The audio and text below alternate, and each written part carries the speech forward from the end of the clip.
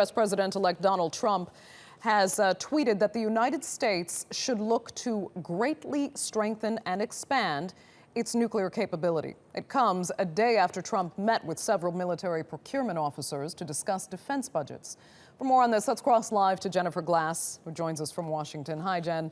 This works against decades of diplomatic efforts to decrease nuclear arsenals worldwide. So what's Trump's rationale for wanting to expand them instead?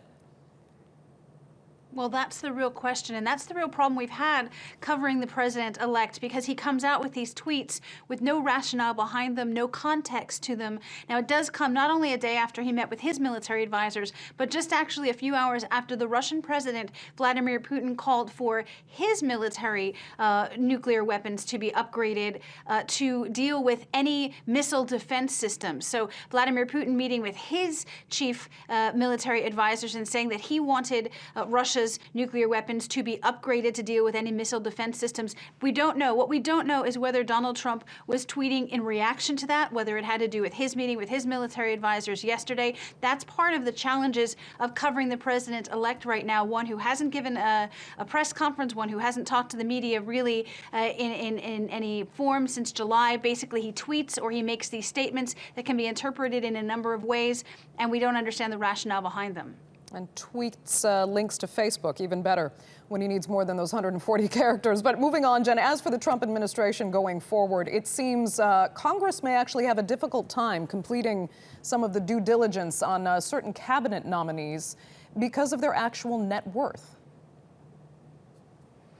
Well, not necessarily because of their net worth. Some of them have very complicated business dealings. Some of them, you know, for example, the new Secretary of State was the chairman of ExxonMobil, or is the CEO of ExxonMobil. He'll have to give that up.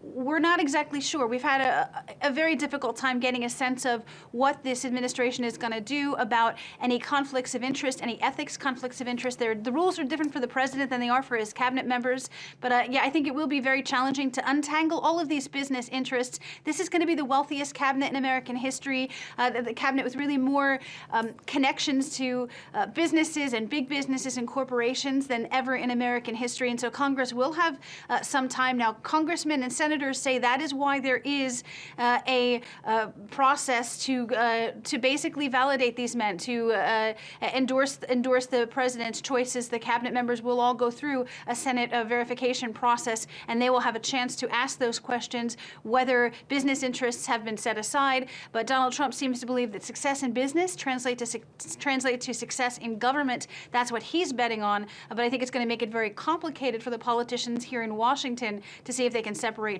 those two things. Okay. Jennifer Glasse joining us there from Washington. Thanks so much for that.